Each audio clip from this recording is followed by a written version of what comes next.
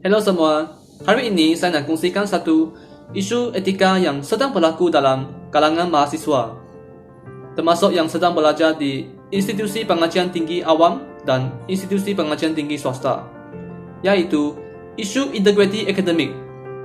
Jadi, apakah itu integriti akademik? Seperti yang ditunjukkan, integriti akademik merupakan keseiringan nilai-nilai intrinsik yang diperlukan. Ia penting untuk memupuk sikap menghormati dan bertanggungjawab terhadap penerokaan ilmu pengetahuan dan kecemerlangan akademik. Komuniti akademik yang berintegriti akan mempunyai budaya yang cemerlang dan tahap pendidikan dan pengetahuan yang tinggi.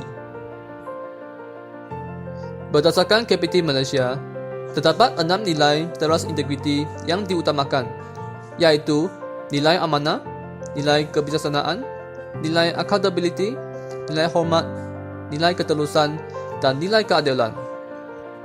Dalam perkataan yang lebih ringkas dan senang untuk difahami, seorang pelajar yang berintegriti akademik merupakan seorang pelajar yang tidak akan melakukan perkara yang mempunyai unsur menipu dalam hal ehwal akademiknya. Dalam IPTA dan IPTS, integriti akademik merupakan etika yang paling asas dan harus dititikberatkan.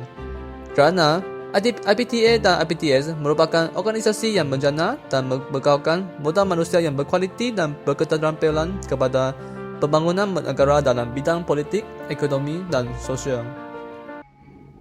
Namun begitu, integriti akademik dalam kalangan mahasiswa adalah semakin terhakis. Ramai mahasiswa sanggup memingkirkan integriti akademik untuk mendapatkan keputusan yang cemerlang dalam peperiksaan dan tugasan. Misalnya, menipu dalam peperiksaan dan kuis.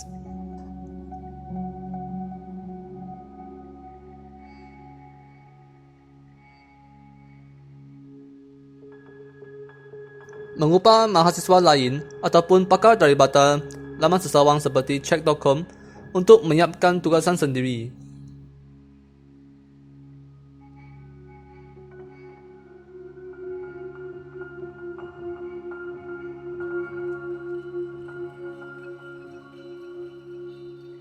Plagiarisme, iaitu menyalin atau mengubah hasil kerja orang lain dan menyatakannya hasil kerja sendiri.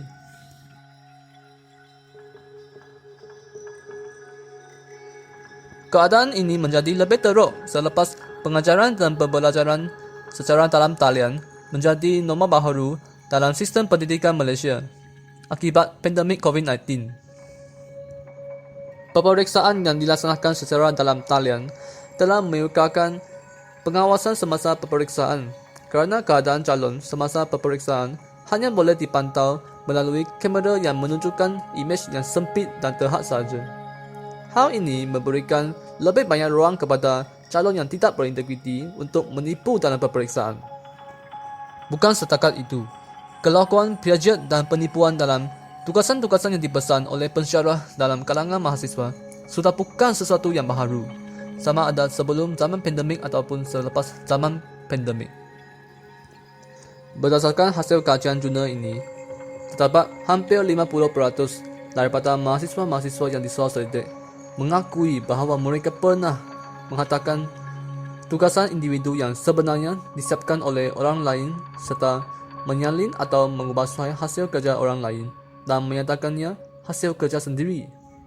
Di samping itu, terdapat sebanyak 80% calon soal selidik yang mengatakan mereka pernah membuat tugasan individu secara berkumpulan. Ini merupakan hakikat dahsyat yang menunjukkan kesedaran yang kurang terhadap etika dan integriti pelajar dalam kalangan mahasiswa. Isu integriti akademik ini adalah berkaitan dengan beberapa teori etika yang telah saya pelajari. Sebagai contoh, prinsip SIN yang bermaksud integriti dan prinsip E yang membawa maksud kebenaran ataupun keadilan dalam 5 prinsip utama yang diperkenalkan oleh Confucius. Prinsip SIN ini adalah selaras dengan salah satu nilai etika yang asas, iaitu nilai kejujuran. Nilai kejujuran menegaskan bahawa seorang individu harus sentiasa bercakap benar dan tidak patut menipu orang lain dengan apa-apa alasan. Jadi, mahasiswa yang tidak berintegriti memang boleh dikatakan tidak jujur. Perbuatan seperti menipu dalam peperiksaan dan plagiarisme juga kurang adil kepada mahasiswa-mahasiswa yang benar-benar menghadapi segala ujian dan tugasan secara jujur dan ikhlas.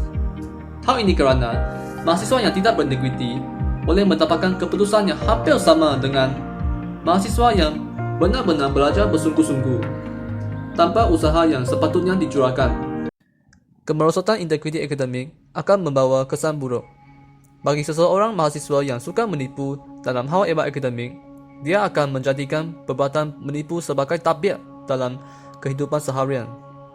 Misalnya, dia akan menjadi suka berbohong kepada kawan, ibu bapa, guru dan rakan sekerja. Lama-kelamaan, mahasiswa ini tidak lagi dipercayai oleh orang lain dan akan dikenali sebagai orang yang tidak beramanah. Perkara ini boleh mengakibatkan mahasiswa ini menghilangkan pekerjaan, persahabatan dan juga kasih sayang daripada ahli keluarga. Dari aspek pembangunan masyarakat dan negara, golongan yang tidak berintegriti akan menjadi halangan ke arah kemajuan sebab mereka sanggup mengorbankan etika untuk mencari jalan pintas yang haram bagi penyelesaian sesuatu masalah.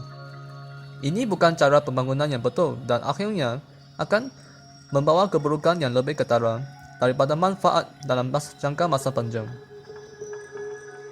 Jadi, apakah solusi yang harus dipraktikkan untuk menyelesaikan ataupun sekurang-kurangnya mengurangkan masalah integriti akademik dalam kalangan mahasiswa?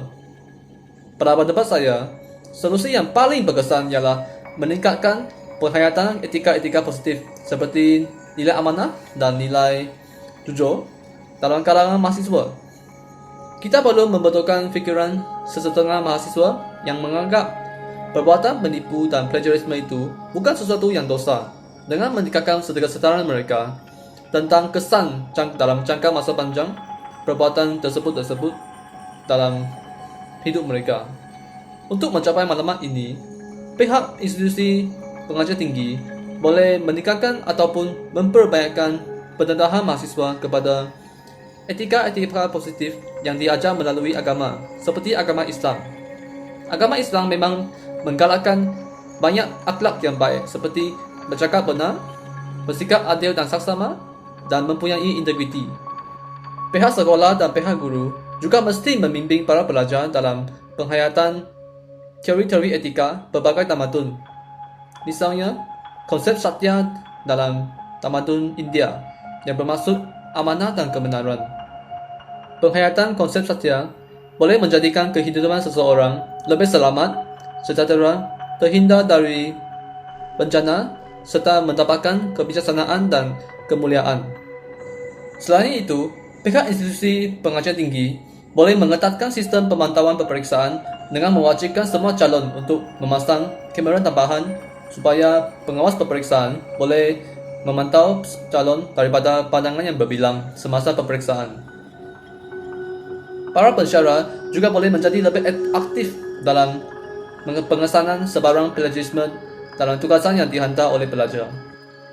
Solusi-solusi tersebut boleh menakut-nakutkan mahasiswa supaya mereka tidak lagi berani untuk menipu. Namun begitu, solusi-solusi sebegini hanya merawat simptom tetapi bukan puncanya. Mahasiswa yang memang berniat untuk menipu sentiasa mampu mengenal pasti dan mempergunakan sebarang kelemahan sistem pemantauan dan sistem penilaian pihak sekolah, walaupun betapa kuatnya sistem-sistem tersebut. Sebagai kesimpulan, saya berpendapat bahawa penerapan nilai-nilai dan etika-etika positif dalam jiwa mahasiswa masih solusi yang terbaik untuk mencegah masalah integriti akademik. Sekian, terima kasih.